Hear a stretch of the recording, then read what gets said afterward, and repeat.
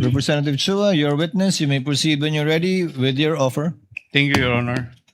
Your Honor, we are offering the testimony of Miss Nenita Camposano to prove the following, Your Honor.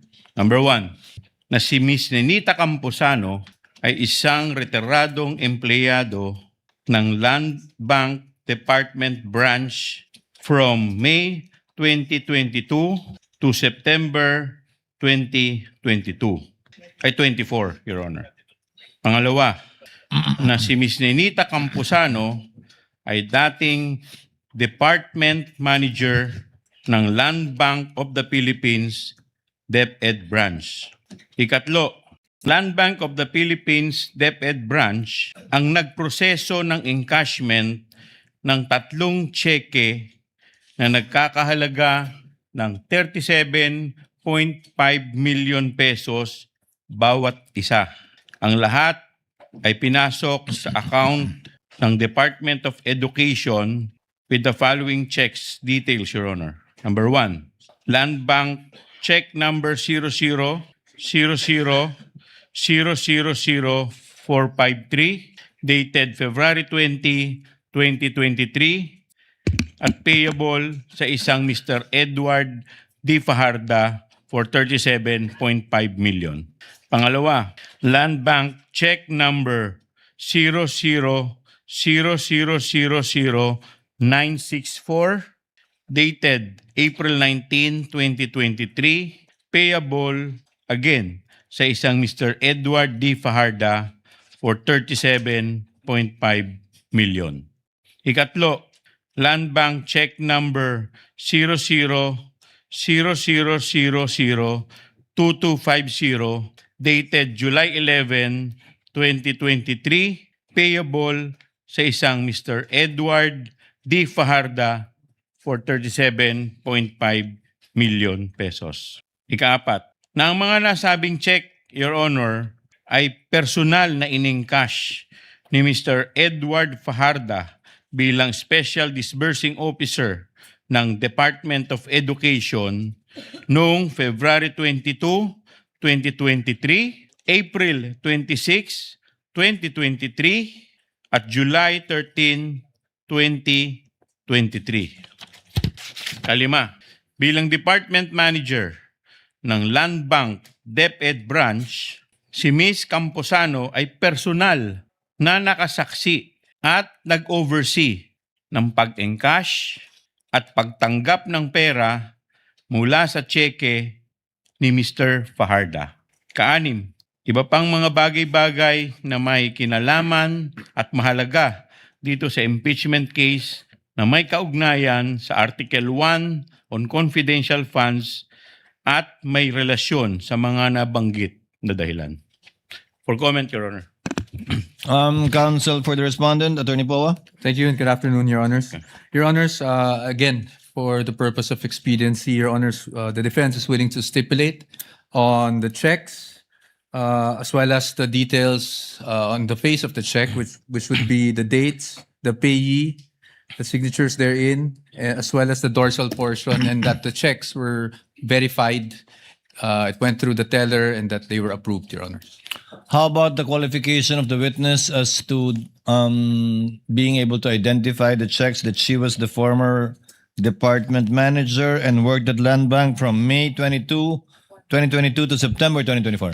As the former branch manager, we are willing to stipulate as well as her ability to identify these checks, Your Honor.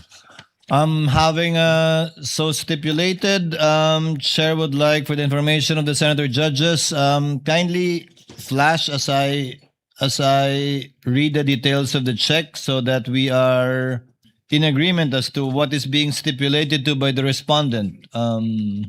First is Land Bank check number 0000000453. Payable to Edward D. Fajarda in the amount of 37.5 million, dated February 20, 2023, and encashed on February 22, 2023. Second is Land Bank check number 0000000964, payable to Edward D. Fajarda in the amount of 37,500,000 500,000 pesos dated April 19, 2023 and encashed on April 26, 2023. And finally, Land Bank check number 0000002250, payable to Edward D. Fajarda in the amount of 37.5 million dated July 11, 2023 and encashed on July 13, 2023. The respondent is stipulating as to the authenticity, due execution, and all the information contained in the face of the check, as well as the dorsal side of the check, including the verification made by the responsible bank officers as regards the payee and the disbursement of the amounts mentioned on the face of the check, as well as all of the stampings in the dorsal side of the check. This is a common exhibit of both parties. On the part, again for the record, on the part of the defense, it's P Roman numeral number 128E to P Roman numeral number 28E-1 and P Roman numeral number 28F to P Roman numeral number 128F1, P Roman numeral number 28G to P Roman numeral number 28G-1, and on the part of the defense, the respondent rather, it is exhibit D Roman numeral number 1112 DE to D Roman numeral number 1112 DE1 for check ending 453 and D Roman numeral number 1113 DE and D Roman numeral number 1113 DE-1 for check ending in 964 and D Roman numeral number 1114 DE to D Roman numeral number 1114 DE-1 for check ending 2250. Do you confirm, sir? We confirm that, Your Honor. Do you confirm, Representative Chua? We confirm, Your Honor. You may proceed accordingly, sir, given the stipulation and admission of the counsel for respondent. One more, Your Insofar Honor. as the other matters you wish this witness to prove. You may proceed, sir. Thank you, Your Honor. Your Honor, one more stipulation if the counsel, one more proposal if the counsel for the You may defense proceed, is sir. willing to stipulate, Your Honor, if they are willing to stipulate that the 3 land bank checks were funded by the Philippine Treasury for the account of the Department of Education, Office of the Secretary. We stipulate, Your Honor. Okay. So stipulated. So, we will now proceed, Your You Honor. may now proceed to the other matters, counsel, and your reminder of the stipulations and admissions so that Yes. we save on the court's time. You may Yes, proceed, Your sir. Honor. Now, Madam Witness, pupunta tayo sa proseso ng encashment ng cheque. Now, Madam Witness, pwede bang malaman namin ano ang proseso ng encashment ng 3 cheque na nabanggit po kanina kung maalala po ninyo? Pare-parehas naman po ang proseso doon sa 3 cheque. So, ang una po ay tatawag po sa amin ng Cash Division ng DepEd para magpa-reserve ng pera. Now, Madam Witness, sabi mo, tatawag sa inyo ang cash division ng DepEd. Yes. Now, ang tanong ko po, sino sa cash division ng DepEd ang tumatawag po sa inyo? Ang tumatawag po sa akin ay si Miss Sonia De Leon po, ang Chief Admin po ng Cash Division ng Department of Education. Sonia. With the permission of Representative Chua, can you pronounce the name more distinctly, ma'am? Ano pong pangalan? Sonia? Sonia De Leon. De Leon. Yes, sir. Yes, Your Honor. D-E-L-E-O-N. Yes, Your Honor. You may proceed, Representative Chua. Thank you, Your Honor. So sabi mo, tatawag sa inyo. Sino sa inyo? Sa akin po. Okay. Now, Madam Witness, pwede pa namin malaman, paano mo nakilala itong si Miss Sonia De Leon ng Cash Division ng DepEd? Siya po ang head ng Cash Division ng DepEd at siya rin po ang palagi naming nakakausap regarding sa mga transactions po ng DepEd. Okay. Bakit kinakailangan tumawag ni Miss Sonia De Leon sa inyo po? Regarding sa encashment po? Yes, bakit kailangan niyang tumawag? Anong dahilan? Kasi po wala naman po kaming enough cash para dun sa mga cheque na mention. Kaya kailangan po niyang tumawag para i-reserve po namin. Okay. So sabi ninyo, kaya siya kailangan tumawag dahil kinakailangan ireserba ninyo. So Yes, ngayon, sir. pagkatapos po tumawag ni Miss Sonia De Leon sa inyo, ano na po ang susunod na mangyayari? Pagkatawag po ni Ma'am Sonia ay irerelay ko na po yung cash requirement nila sa kahera ko para po siya ang mag-request sa cash center po ng Land Bank. Okay. So pagkatapos pong tumawag ng kahera ninyo sa cash center ng Land Bank, ano na po ang susunod na mangyayari kung meron man po? So, pagka naitawag na po yun and dumating na yung pera, tatawagan na rin po namin si Ma'am Sonia para sabihin na available na yung pera. Okay. So Madam Witness, paki-clarify nga, magkakano po ba yung cash requirement na tinutukoy po ninyo na may kaugnayan dito sa cheque na pinag-uusapan natin? Ang amount po kasi nung cheque is 37.5. So, nasa ganoon din halos yung amount nung ire-request po ng kahera sa cash center namin. Okay. So sabi mo, tatawag yung aabisuhan ninyo, yung cash center. Pagkatapos, ano na po nangyari pagkatapos? Ni-request na po yun ng kahera. So, kung the following day, darating na po yun at tatawagan na rin po namin sila Ma'am Sonia na dumating na yung pera. Available na yung pera for encashment. Okay. Now, pagkatapos po ninyong tawagan si Miss Sonia, ano na po ang susunod na mangyayari? Darating na po yung pay ng cheque si Mr. Fajarda at i-encash na po niya yung cheque. Okay. So, Madam Witness, pwede po ba paliwanag din niyo sa amin, ano ang unang proseso na ginagawa ni Mr. Fajarda pagpunta po sa inyo sa pag-i-encash ng cheque? Yung cheque po plus ID niya ay ibibigay po sa verifier para po i-verify yun. Pag na-verify na po yun, ibibigay sa teller for encoding, for validation, posting, ganyan. And then tatawagin din po ang officer for the approval. Okay. So kanina binanggit po ninyo yung pangalan ni Mr. Edward Fajarda. Paano naman po ninyo nakilala si Mr. Edward Fajarda? Siya po yung payee ng cheque. So bukod po sa pagiging payee ng cheque, ano po ang experience niyo? Paano po ninyo nakilala si Mr. Fajarda? Doon lang po sa mga present niyang identification. Okay. So, kailan po yung unang pagkakataon na nakilala o nakita ninyo si Mr. Edward Fajarda?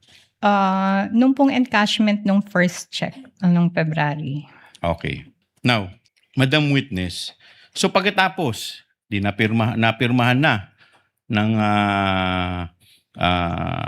yung dulong-dulo, sabi po ninyo, na-approve na, napirmahan na. Ano na po yung susunod na mangyayari kung meron man po? Pagka po natapos na po yung proseso namin ng pag-validate ng cheque at pag-approve, tatawagin na po namin si Mr. Fajarda sa backroom. So, doon po i-release na po yung cash withdrawal, yung cash encashment. Okay. Doon sa backroom, Madam Witness, sino-sino mga nando doon kung maalala po ninyo? Ang nahandun po ay ako, yung teller na magre-release ng pera, yung kahera po, si Mr. Fajarda, pagkatapos may isa pa po siyang kasama. Okay, ngayon, sabi mo may kasama pa si Mr. Fajarda. Yes, sir. Sino itong kasama niya kung kilala po ninyo? Hindi ko na po siya kilala, sir. Okay. Now, Madam Witness, sabi ninyo, i-release sa backroom yung pera. Yes, Okay, sir. so pagkatapos pong i-release ng teller, ano na po ang susunod na mangyayari? Kung alam po ninyo. Ilalagay na po yun ni Mr. Fajarda sa dala niyang bag. And then, lalabas na po sila dun sa may fire exit, sa may back door po namin. Okay. So, sabi ninyo, may dala si Mr. Fajarda na bag. Anong klaseng bag ba to, kung maalala mo? Hindi ko na siya actually ma-recall, sir. Basta Okay. may dalang bag. So, ilang bag ang dala ni Mr. Fajarda, kung maalala po ninyo? Ang recall ko po ay 2 bag. Dalawang bag. Pero, Okay. Now, Madam Witness, meron ba sa mga empleyado ng inyong bangko ang tumulong o nag-assist kay Mr. Fajarda at sa kasama niya papalabas sa bangko? wala po, sir. Okay. Bakit po wala? May policy po tayo na pagka nakuha na po ng kliyente ang pera, hands off na po ang bangko. Bakit po ganito ang polisiya ninyo? Para sa safety din po ng mga empleyado na parang last touch na kung ano man po ang mangyari dun sa pera after hawakan ng kliyente. Hindi na po namin sagot yun. Okay. Now, Madam Witness, kanina binabanggit ninyo, lumabas sila sa backroom. Yes, sir. Okay. Pag sinabi ninyong backroom, pwede po ba pakidescribe po ninyo saan po itong backroom na itong binabanggit po ninyo? Yung backroom po ng Land Bank DepEd branch ay sa may likod. Sa may likod po ng teller, sa may likod po. Okay. So doon po sila nag-withdraw ng pera at doon din sila lumabas. Yes, sir. Sa may May- fire exit. Ang ibig po ninyong sabihin, meron pong pinto doon sa backroom papalabas? Yes, sir. Okay. Now, Madam Witness, paglabas po nila dito po sa back exit na sinasabi po ninyo, meron pa po ba silang kasama na sumalubong sa kanila? Kung alam po ninyo. Paglabas po nila doon sa may back door, sa may fire exit, hindi na po namin sila nakikita, sir. Okay.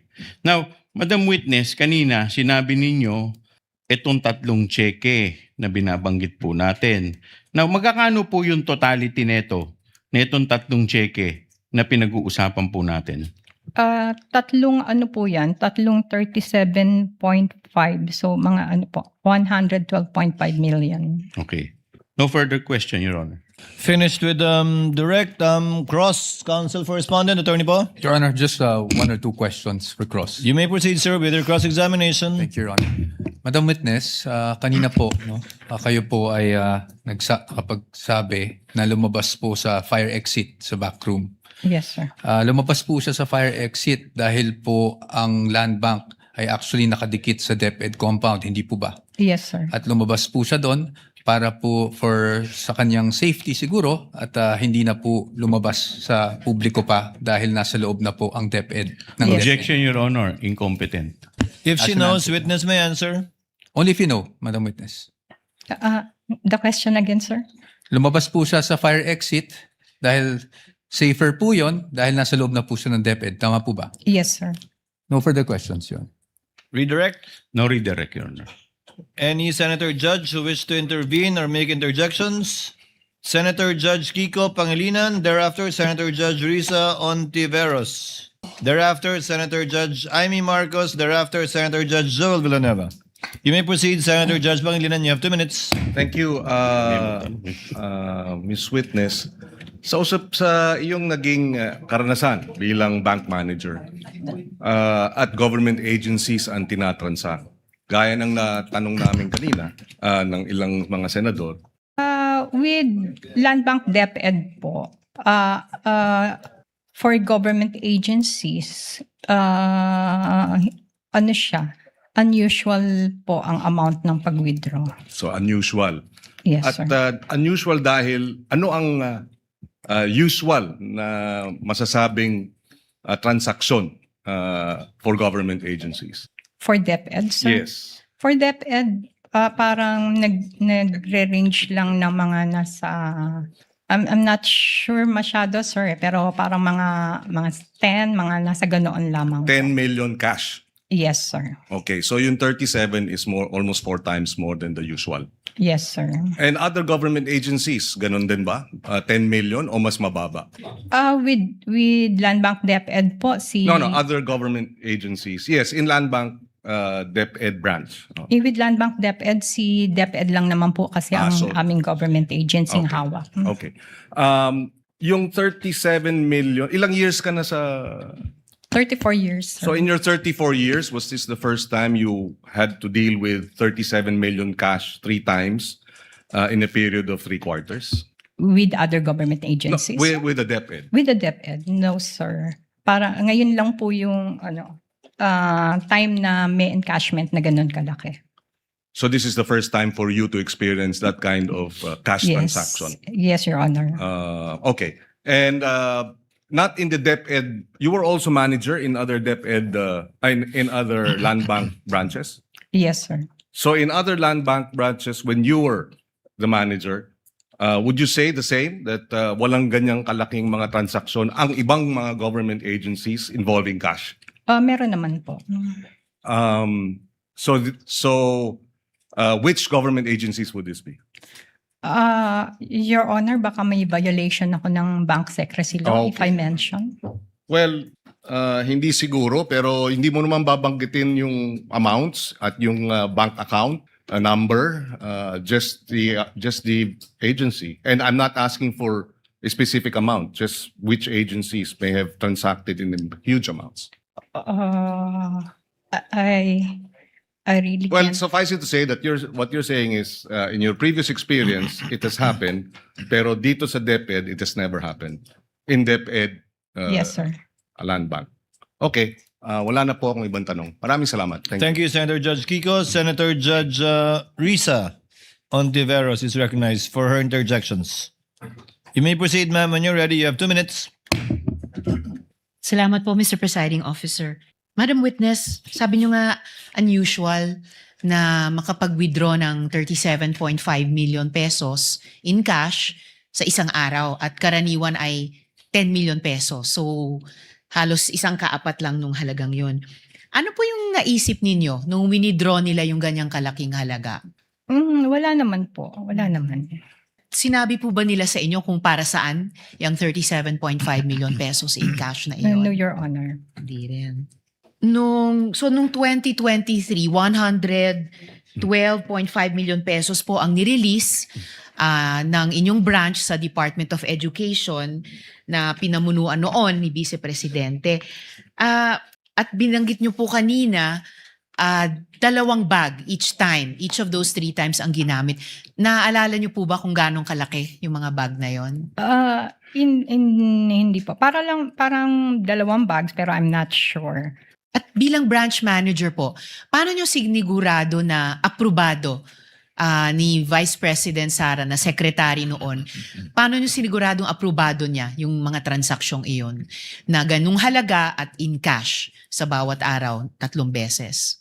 As approved ni BP Sara po. Yes, ang paano nyo transactions. sinigurado iyon? Dumaan po kasi yan sa DBM. Kasi DBM, upload ng DBM po yan. Na-release po ang pondo ni BTR. Mayroon po yung advice and firmado po ng mga authorized signatories ng DepEd. Okay. So dumaan sa DBM hanggang makarating po sa inyo yung mga cheque, ganung halaga in cash, ini-encash nga po, and then inilalabas sa branch nyo sa 2 bag. Pero nananatili yung impression nyo na unusual yung ganyang kahalaking halaga na 37.5 million pesos at in cash, hindi po in checks. Unusual yung 37.5 po. So nananatiling para sa inyo, unusual yung halagang 37.5 million pesos dahil halos times 4 nung usual na sinabi nyong 10 million pesos at most. Yes, ma'am. Alright. Salamat po, Madam Witness. Salamat po, Mr. Thank you, Presiding Honorable Officer. Ontiveros. Senator Judge Marcos is recognized for your interjection. Thereafter, Senator Judge Villanueva. Thereafter, the Senate President. And thereafter, Senator Judge Raffy Tulfo. You may proceed when you're ready, ma'am. You have 2 minutes. Yes, just clarifying po, Ms. Camposano.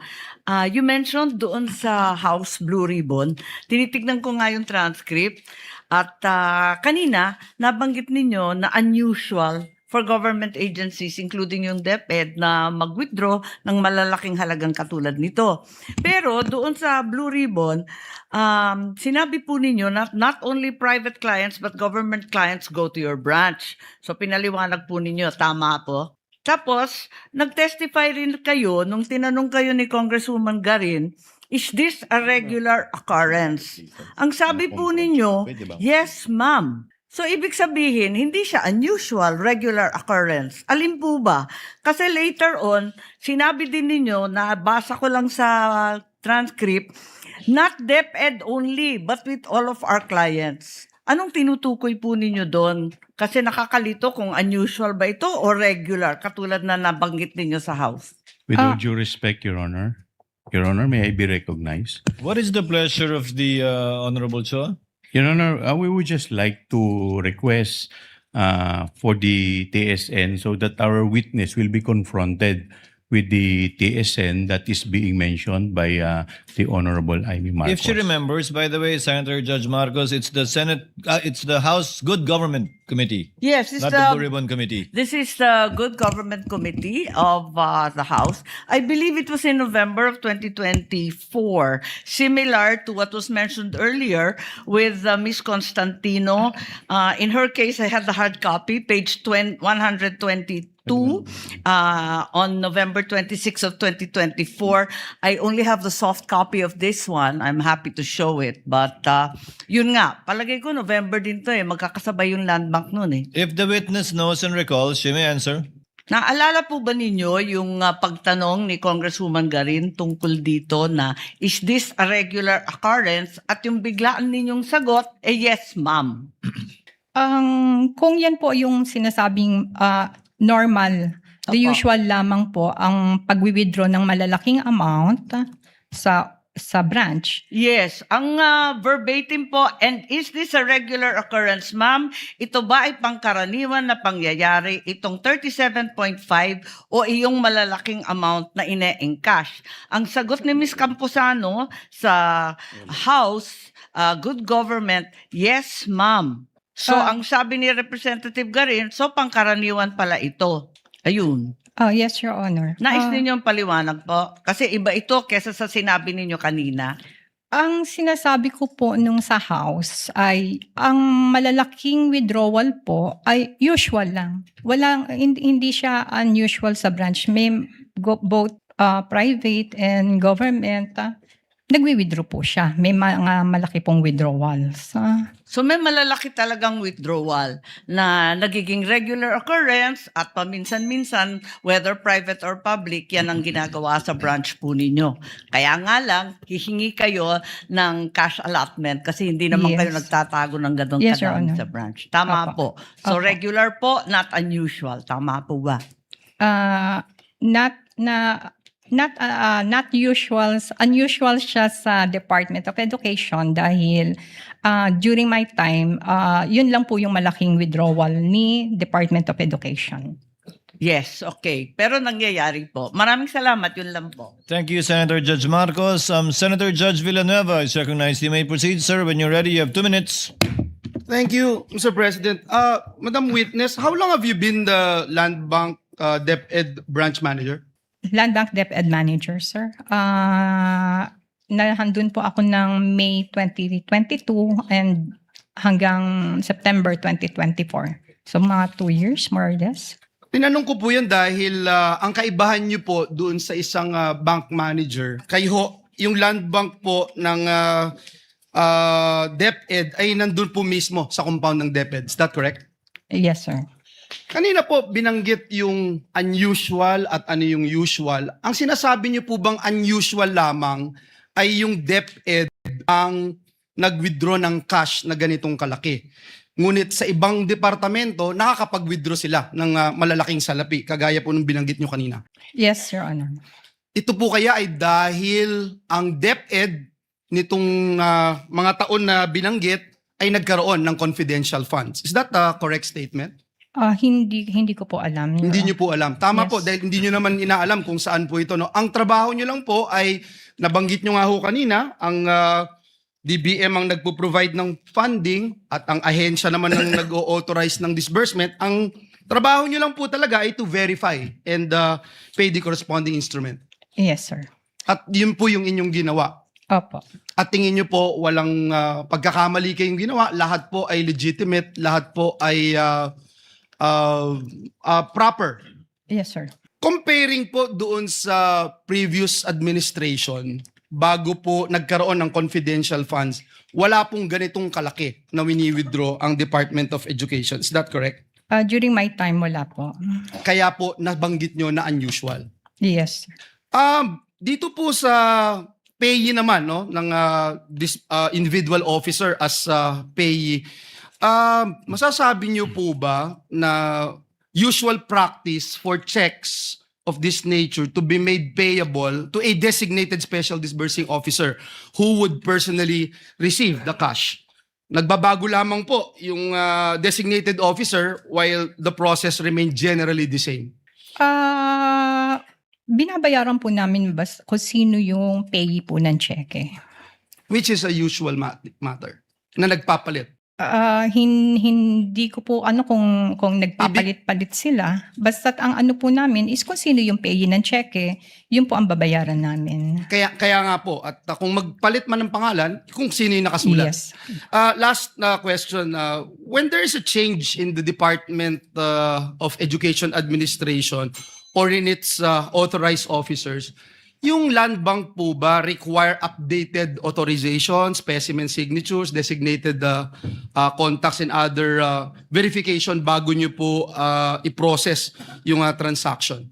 Pagka po nagpalit ang mga authorized signatories po ng isang department, ng isang agency, humihingi po kami ng mga specimen signatures and letter na sila po ang mga authorized nating signatories. At itong requirements nito na-comply bago nyo po ni-release yung salapi. Yes. Maraming salamat, Madam Witness. Thank you, Senator Judge Villanueva. Our distinguished Senate President, Senator Gatchalian. You may proceed, sir. When you're ready, you have 2 minutes. Thank you, Mr. Presiding Officer. Magandang hapon, Ms. Camposano. Just some follow-up questions lang. Ano po yung mga transactions, typical transactions ng DepEd sa inyong branch? Mga encashment po. Anong Usually klaseng mga encashments?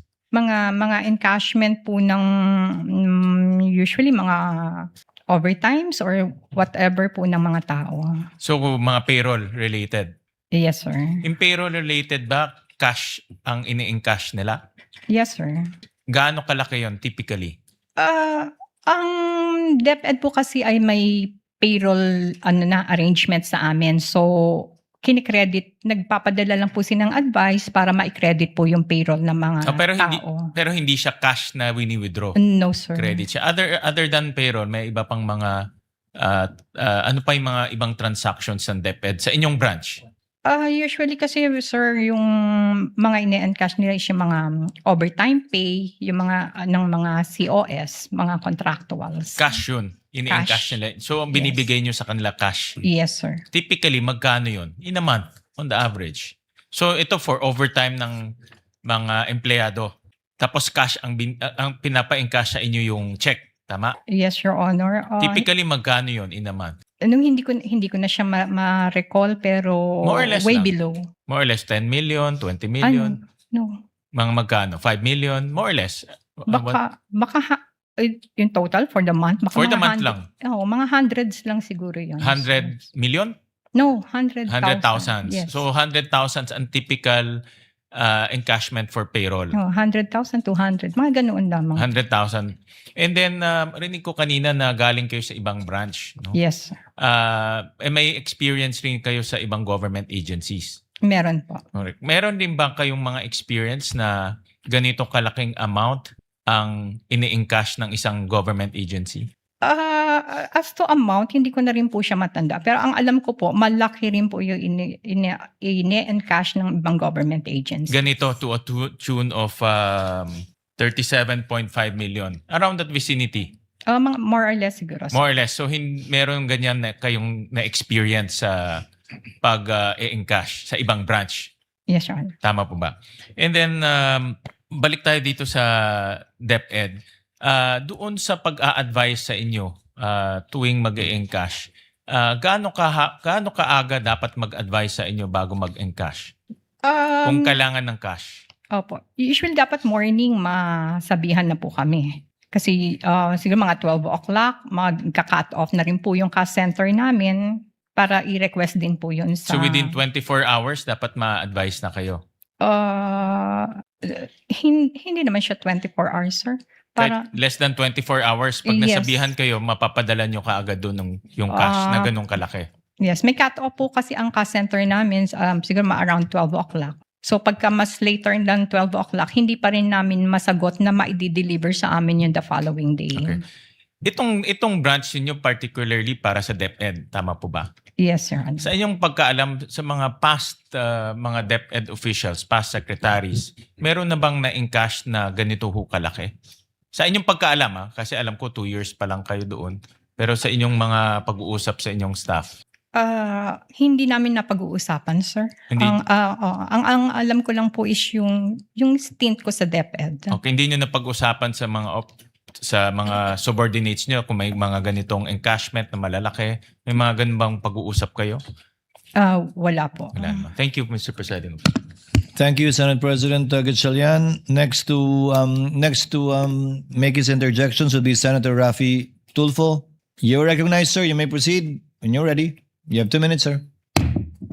Madam Witness, ayon sa COA Circular 2015-01, pagdating sa disbursement ng confidential fund, ang authorized lang dapat talaga yung head ng agency or yung designated person ng agency na yon. You agree? And in this case, ang SDO is Edward Fajarda. Alam na natin, kanina pa natin pag-usapan. Correct? Yes, sir. Now, anong mga dokumento ang sinamite sa Land Bank, DepEd Land Bank para magpapatunay na in fact talagang si Edward Fajarda ang designated SDO? Wala po. Wala. Wala po.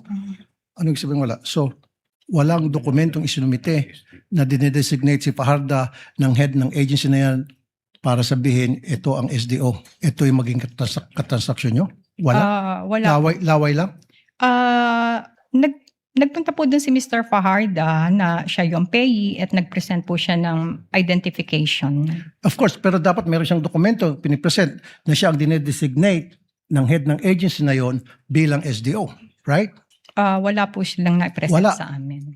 And then you honor it, face value, nagpakita lang siya ng dokumento, ako si Fajarda at ako yung designated SDO, just like that. And you said, okay, Yes, sir. wow, no. Under the COA circular, it should only be the head of that agency who happens to be the VP. Or kung ayaw ni VP, magde-designate siya ng tao na maging SDO niya at meron siyang dokumento pipirman para ini-endorse niyang SDO na yon, who happens to be Fajarda. And you said, wala. So sinabi ni Fajarda, hello, ako si Fajarda, akong designated na SDO ng DepEd, and agad-agad pininiwalaan niyo. During the first encashment, na-mention po ni Ma'am Sonia na mag-e-encash si Mr. Fajarda. Pero parang hindi naman niya na-mention na SDO. No, ma'am. Ang ibig sabihin, dapat someone should have endorsed Fajarda as the SDO for the DepEd. Sabi mo, wala. So pumunta lang si Fajarda doon, presenta yung sarili niya, sinabi niya, akong SDO ng DepEd, and then sabi niya, okay, sige. Yes. So hindi kayo sumunod doon sa patakaran ng COA circular? Wala pong na-present sa amin, sir. Wala. Okay. So paano niyo malaman kung si Fajarda talagang authorized na mag-withdraw o makipag-transact ng limpak-limpak na salapi sa Land Bank DepEd? As payee of the check, in-honor na po namin yun. As pay of the check. So sino ang tumatawag sa inyo para sabihin na si Fajarda pupunta dyan at mag-withdraw ng such and such amount of money day before, 2 days before? Si Miss Sonia De Leon po. Sino po si Sonia De Leon? Siya po ang head ng cash division ng DepEd. Okay, siya yung kilala niyong head cash division ng DepEd. Pero you know what? Nagtataka pa rin ako na wala kayong hawak na dokumento na nagsasabing si Fajarda ang designated SDO coming from the head of that agency na pirmado. Wala. Wala, sir. Thank you, Madam. Your Honor. Thank you, Senator Judge Raffy. Actually, the chair would like to make a brief interjection. The payee of the check is Fajarda. Correct, ma'am? Yes, sir. So kung kanino nakapangalan yung cheque, doon yung ibibigay. Yes. Yung cash o kapalit Yes, Your yung cheque. Kung SDO man siya o hindi. Pero ayon sa COA Circular, SDO lamang ang pwedeng pangalanan ng mga ganyan cheque. Hindi nyo na po alam yung bagay na yan. Nag-ano lang po kami sa payee ng check, sir. Kung kaninong pangalan yung nakalagay doon, yun po ang sinusunod lang niya. Yes, Representative Chua. Yes, Your Honor. Thank you, Your Honor. Your Honor, the witness has no knowledge as to the designation of Mr. Fajarda And as to the purpose of the fund, Your Honor. As to being SDO, yes, I believe As, you will be presenting SDO. another witness for that. Yes, we are going to present another witness for that, Your Honor. Thank you, Your Honor. Duly noted. Senator Judge Aquino is recognized. You may proceed, sir, when you're ready. You have 2 minutes. Yes, before my line of questioning, gusto ko lang pong klaruhin rin po, ma'am. Alam niyo po ba na para sa confidential funds yung pondong yan? Hindi rin po, di ba? And you're not required to ask. Yes. Hindi rin kayo nagtatanong talaga. Yes. Okay.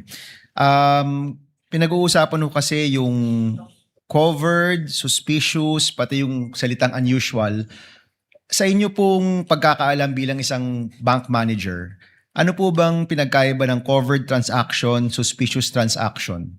Ang covered transaction po is automatic po yung inire-report sa AMLC. May system po ang Land Bank na ang mga transactions ng bangko na in excess of 500,000 ay automatic na nakareport. Ang suspicious transaction naman po ay pagka mayroon kaming nakita kay malaking amount, kay maliit, basta parang doubtful yung transactions, kailangan po namin i-report sa STR. Okay, Suspicious so transaction. yung covered transaction po, tama po ba na walang human intervention ito? Sa sistema lang po ito? The STR? Sa covered transactions, may wala human po. intervention po ba ito? Wala pong human intervention. System po yan. Ano po ito? Papasok o palabas o encashment o basta kahit anong above 500,000? Yes, sir. Kahit na ano po above, in excess of 500, naka-report po siya. Okay, so we can safely assume that this transaction was covered. Well, you don't want to deduce that, no? Ayaw niyo pong sabihin. Yes. Yung suspicious, sino po ang nagde-determine na suspicious ang isang transaction? Who determines that? Sa amin po, sa branch, pagka po may napansin kami, ako po ang nagre-report niyan din. Kayo po, wala hong ibang pwedeng mag-report or ang branch manager lang po yung pwedeng mag-report? Ako kasi yung nagre-report, ako yung nagsasign ng report. Okay, so ito po, tinanong ko rin po ito kanina dun sa manager ng Land Bank, pero nais ko lang po marinig rin po sa inyo. Nagkaroon po ba ng suspicious reporting ng transaksyong ito sa AMLA?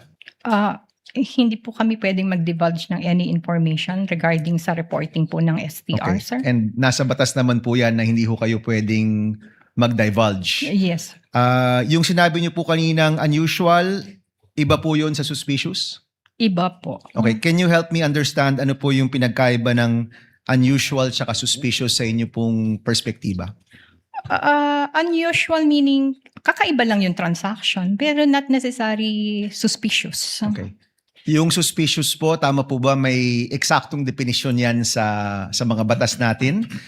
Yung unusual po ay inyo lang pong pakiwari?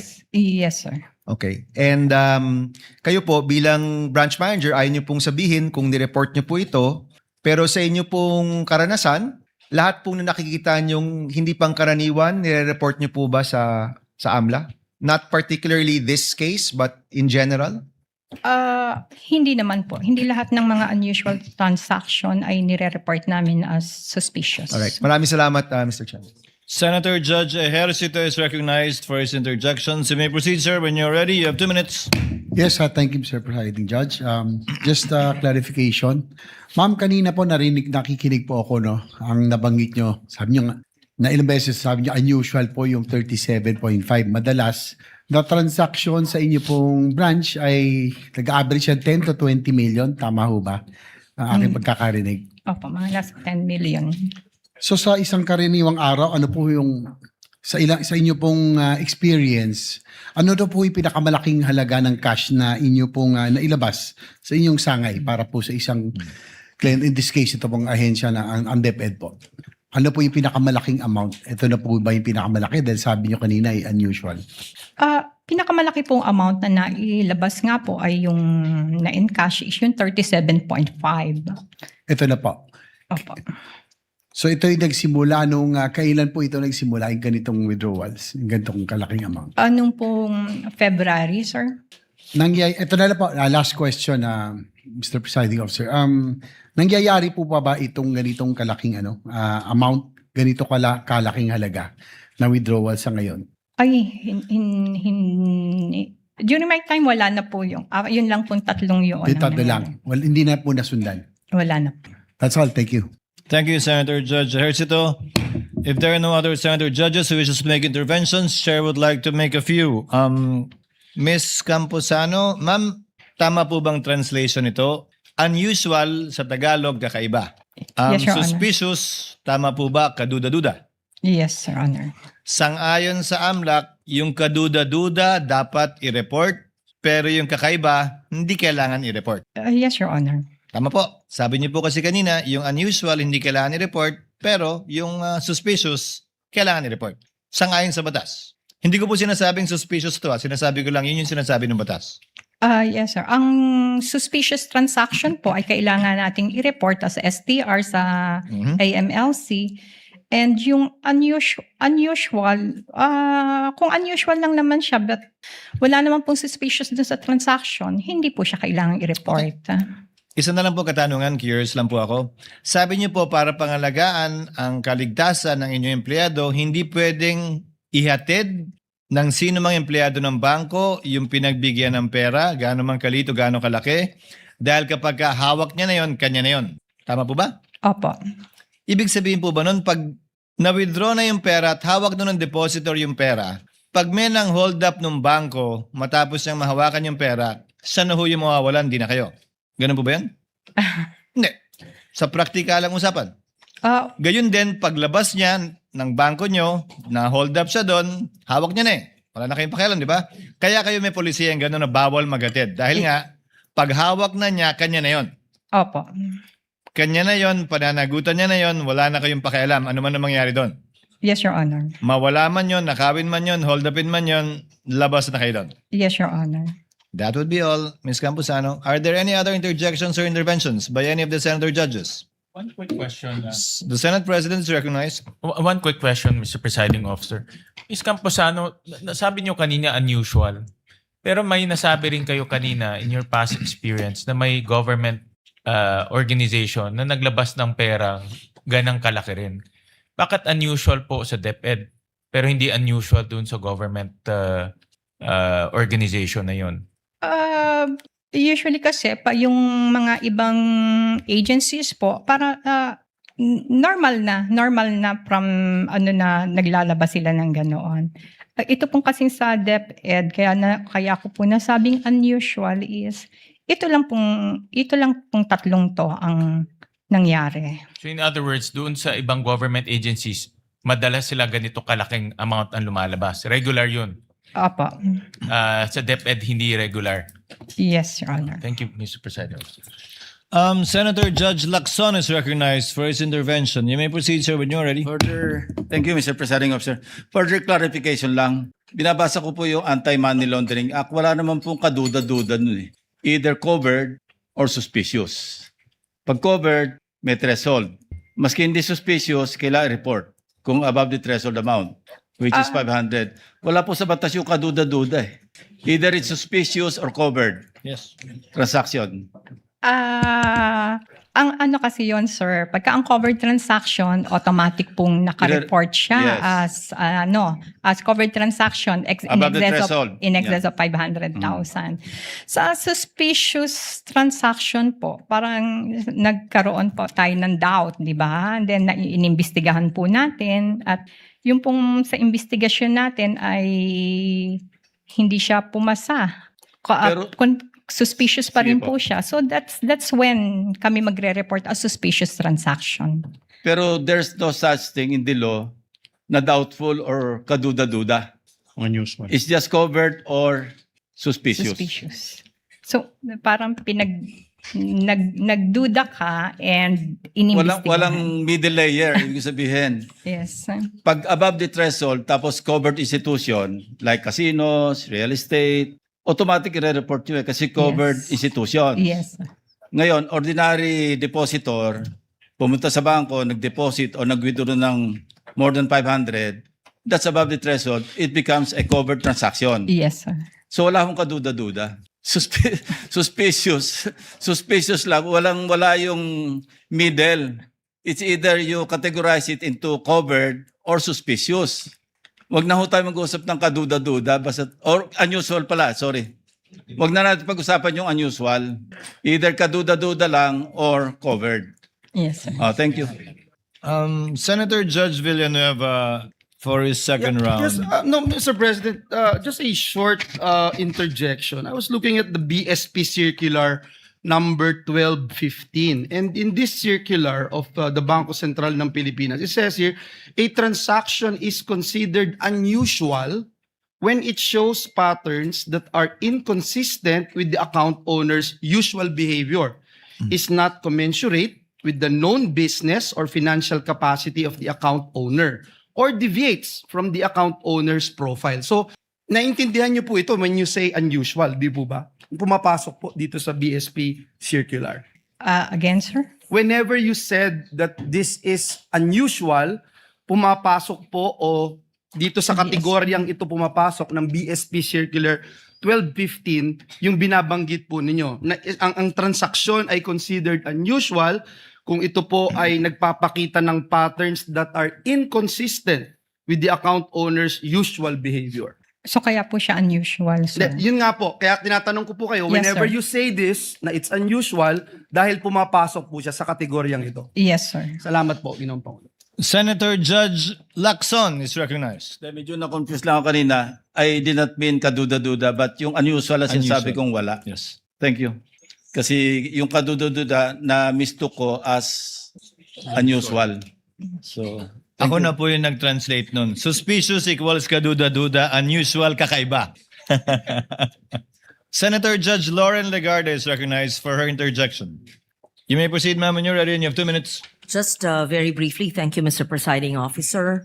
After hearing all the words unusual, suspicious, illegal, but I just wanted to understand, Ma'am Camposano, matapos po maging subject ng congressional inquiry ang mga transaction na ito, nagsagawa ba ho ang Land Bank ng anumang internal review kung paano hinanda, na-authorize, or na-release ang cash?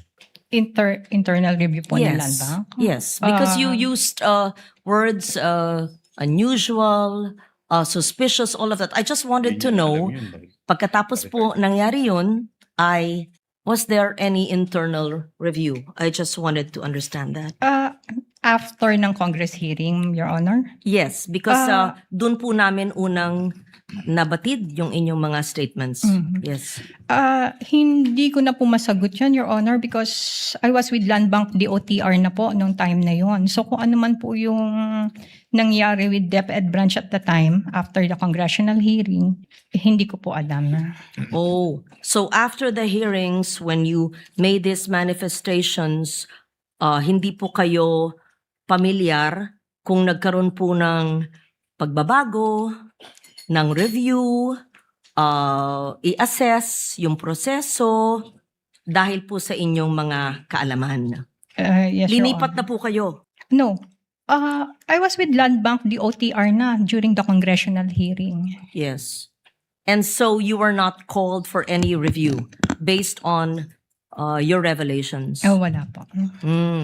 Okay. So, I had many questions. I was supposed to ask you, anong saklaw ng review, ano ang security arrangements, documentation, reporting requirements. But if you're not familiar with the review, so you will not be able to answer. So, do we assume then that the process is still the same?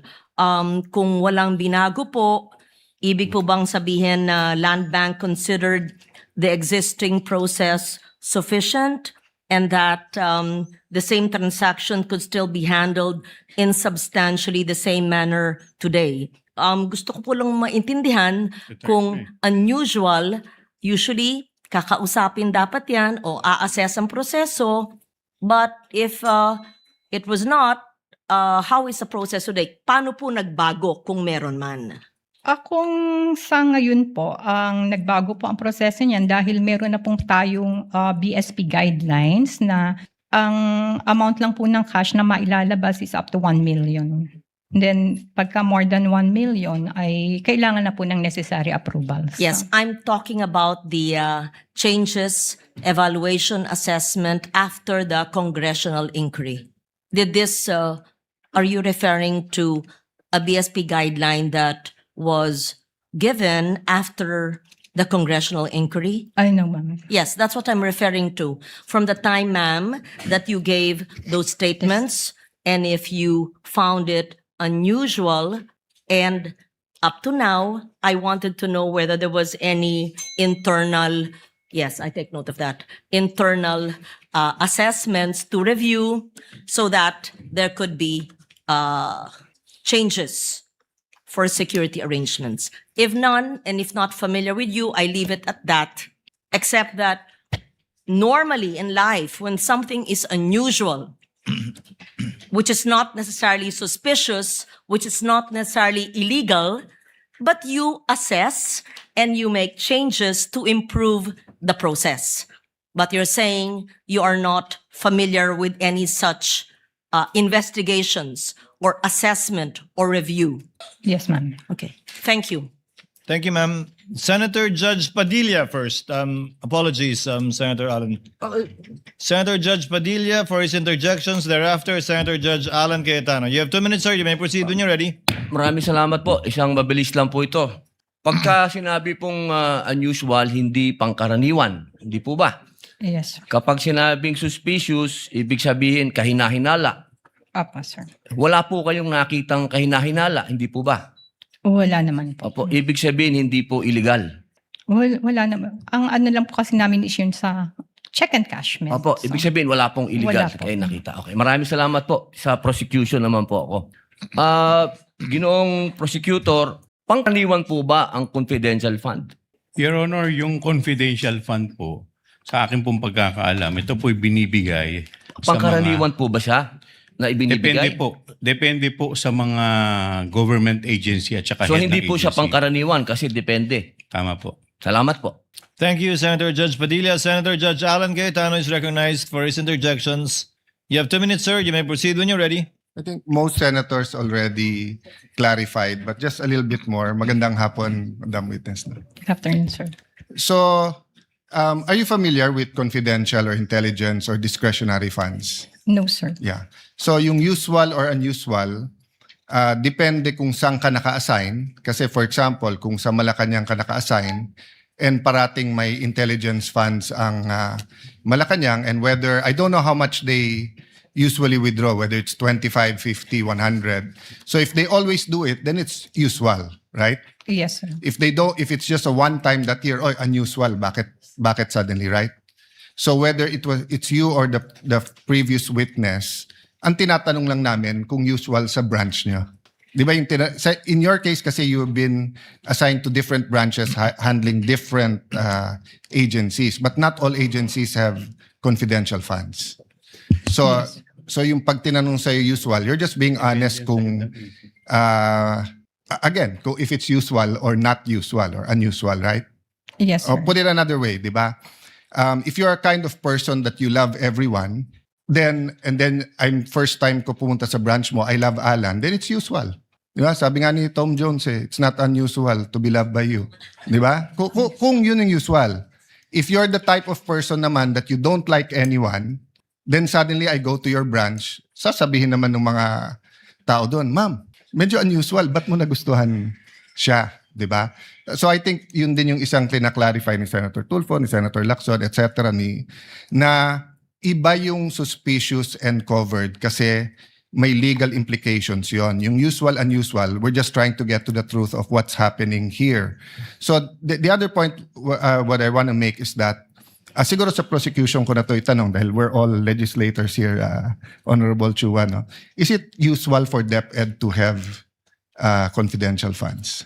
Your Honor, I believe that this is the first time that Yes. DepEd received confidential Yes, funds, Your in Honor. fact, here in the Senate, in caucus, ako lang halos ang nag-object. I think 2 lang kami o 3.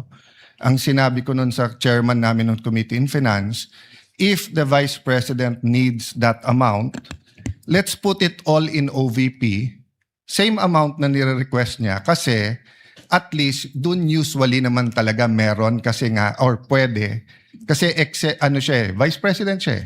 And then kung siya ay nasa Security Council or kung siya ay nasa any law enforcement. Ang argument ko noon, if you put it in DepEd, paano pag napalitan yung secretary? Will we continue it, etc.? So anyway, I just agree with the other senators here that as we go along, let's help the public understand the difference between covered, suspicious, and usual, unusual. Para lang walang conclusions that are made that are prejudicial to either the prosecution or the defense. Thank you. Thank you, Thank you. Thank you, President. Senator Judge Cayetano. There being no other senator judges who wish to make interjections, Ms. Camposano, you are excused, ma'am. Thank you very much for your time and your cooperation. Salamat po sa inyong pakikilahok sa pagdinig na ito ng impeachment court. You are excused, ma'am. On the part of the prosecution, may I know who are your witnesses for next week's trial? Your The Honor, lead prosecutor is recognized. Your Honor, and in response to your question, we are requesting for the issuance of subpoena duces tecum and subpoena ad testificandum for the following witnesses. 1. Roderick C. Wamil, former State Auditor of COA ICFAO. Address is Commission on Audit, Central Office Compound, Commonwealth Avenue, Quezon City. 2. Ms. Silene May L. Del Campo, present State Auditor of COA ICFAO with same address. 3. Ms. Marivic Pareja, Director of House of Representative Legislative Information Resources Management Department, Batasang Pambansa Complex, Batasan Hills, Quezon City. Your Honor, these 3 witnesses are intended to be presented on August 3, August 4, and August 5 trial schedules. In that order. Yes, Your Honor. Honorable Luistro. So first Roderick, next Silene, and third would be Marivic. That's correct, Your Honor. The clerk of court is directed to issue the corresponding subpoena ad testificandum, subpoena duces tecum to the aforementioned witnesses at the aforestated addresses of the witnesses mentioned by the lead prosecutor. So ordered. Chair would like to dispose of one other administrative matter. Last July 15, the Honorable Aquino asked a question before this court regarding the procedure. If after each article we will hear both the prosecution and the defense, and the presiding officer responded in the negative, citing as basis the precedent in the Corona impeachment trial, the only trial that actually went through the whole course, wherein the prosecution finished presentation of their evidence with respect to all of the articles of impeachment that they did not withdraw. Thereafter, the defense presented their evidence with respect to the articles of impeachment that were not withdrawn by the prosecution. Sometime last week, the presiding officer, based on some of the suggestions by some of the senator judges, called for a sidebar with the lead prosecutor and the lead counsel for respondent to throw a question at them if they're open to changing the procedure to the one suggested in open court by Senator Bam Aquino. However, subject to one condition, that both parties should be agreeable, that both parties should agree. We are in receipt of a manifestation. Actually, just a reminder to the counsel, to the panel for prosecutors, you filed a manifestation, not a manifestation. The manifestation dated 7/27, and the response of the respondents dated 7/28, wherein it is clear based on your written manifestations that there is no agreement between the two parties. Therefore, we shall proceed as originally ruled by the chair from the inquiry of Senator Bam Aquino. We shall finish with the presentation of the evidence in chief of the prosecutors for all the articles of impeachment that they will not withdraw.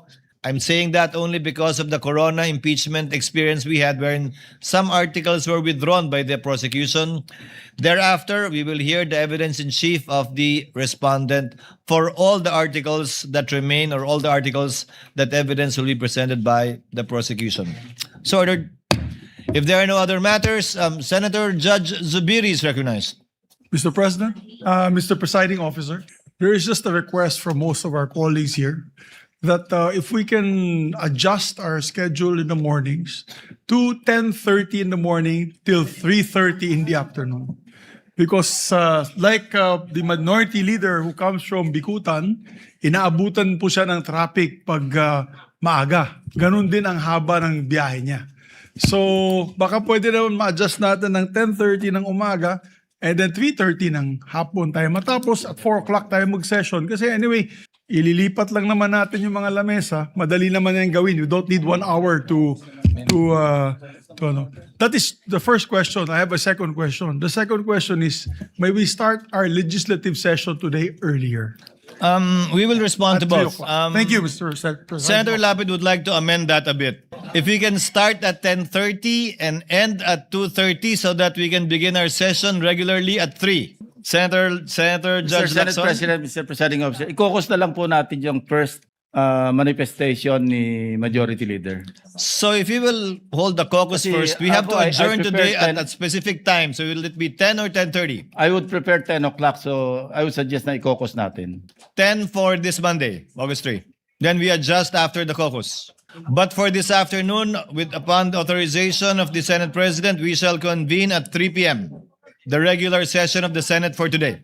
There being no other matters to be taken up, the trial is adjourned until August 3 at 10 a.m. in the morning, and session for this afternoon shall be convened at 3 p.m. for the information of all the senators. Trial is adjourned.